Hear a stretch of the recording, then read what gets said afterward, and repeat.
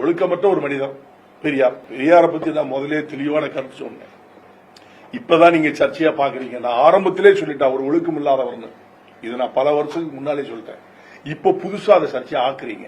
அதான் உண்மை. பெரியார் ஒழுக்கம் இல்லைங்கிறத நான் முதல்ல பல கருத்துக்கள் பல மேடை பல டியூப்ல கூட பேசி யூடியூப்ல கூட பேசிட்டேன். ஒழுக்கமற்ற ஒரு மனிதர். அப்ப நாங்க படிக்கிற காலத்துல 3ஆம் கிளாஸ் எல்லாம் பெரியசாமி நாய்க்கர் தான் நான்லாம் படிச்சிருக்கேன். ராமசாமி நாய்க்கர்.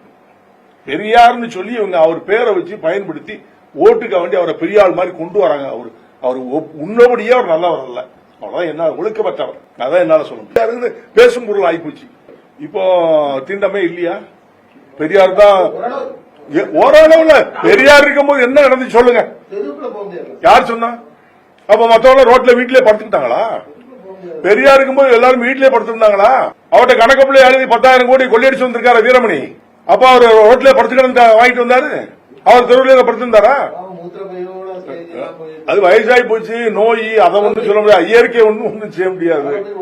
அவரு மோத்திர போய் வச்சுட்டு அலைஞ்சாரோ எப்படி அலைஞ்சாரோ. மோத்திர போய் வச்சிருக்க இங்க அந்த நேரத்தில் அந்த பிள்ளைய கல்யாணம் பண்றாரு. பாவம் மணியம்மைய போய் யார் புத்த பிள்ளையோ துணைவியோ இணைவியோ அது என்ன அவங்க கருத்தா இருக்கட்டுமே. எதுக்கு கல்யாணம் பண்றாரு? அப்போ அந்த வயசுல ஒரு ஏழை பிள்ளைய பார்த்து கல்யாணம் பண்ணிட்டு அதை சொத்த பூரா அவங்கள்ட்ட கொடுத்து போயிருக்க வேண்டியதானே. ஒரு சோசியல் ஒர்க் பண்ற ஒரு தாழ்த்தப்பட்ட சமுதாயத்துடைய பெண்ணை வந்து துணைவி ஆக்கிட்டு அதுக்கு நீங்க அந்த சொத்துக்கள்லாம் தாராவாத்து கொடுத்துருக்க வேண்டியதானே. அங்கேயும் தேண்டாம இருக்குதானே. தமிழ் அசிங்கமா பேசினாரு எல்லாரும் பேசுறோம். அவர் நல்லவருக்கு நீங்களே சொல்றீங்க. இது எப்படி சொல்றது எனக்கு புரியல.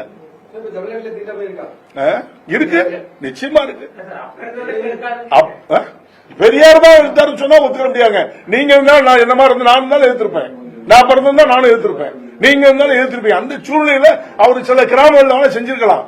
தமிழ்நாடு ஒட்டுமொத்த தமிழ்நாடுக்கே விடுதலை வாங்கி கொடுத்த மாதிரி பேசுறீங்க. ஈரோட்ல ஒரு பகுதியில் பண்ணிருப்பாரு. உடனே தமிழ்நாடுக்கே ஒரு தான் சீர்திருத்தவாதின்னு பேசுறீங்க. தப்பா இல்லையா? தொடக்க புள்ளிலங்க. அடிக்க மனித அம்மி நகரம். மனிதனை அடிக்க எந்திரிச்சிருவான். இன்னைக்கு அந்த சூழ்நிலை தான் இருக்கு. திருப்பி அடிக்கிற காலம் வந்துச்சுல்ல.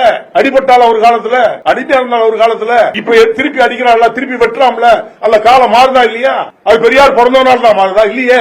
அவனா உருவாக்கப்பட்டதுதான். எழுச்சி என்பது மனிதனால் மக்களால் உருவாக்கப்பட்டது. அதை முதல்ல புரிஞ்சுக்கங்க. இன்னொருத்தர் கொண்டு வாயில ஊட்ட முடியாது. எழுச்சி என்பது தானா வரணும். அதுதான் எழுச்சி. இன்னொருத்தர் சொல்லி ஊட்டுவது அல்ல. மக்களால் எழுக்கு. இன்னைக்கு தாழ்த்தப்பட்ட சமுதாயத்தை பத்தி இன்னைக்கு எங்கேயுமே பேச முடியுதா? ஒரு சில பகுதியில் தீண்டாம இன்னும் இப்ப இருக்குதா? போய் பாருங்க. ராமநாடு ஒரு சின்ன கிராமங்கள்ல 2-3 கிராமங்கள் இருக்கு. சிவகங்கையில் இருக்கு, திருவாரூர்ல இருக்கு. எங்க இல்லன்னு சொல்றீங்க? அப்ப அந்த கிராமத்துல பெரியார் வந்து நாட்ட வேண்டியதான போய் பெரியார் பாரம்பரிய வாரிசுகள் நிறைய நீ அலைதான் உள்ள அவங்களை போச்சு. ஒரு பேர் போக மாட்டான்.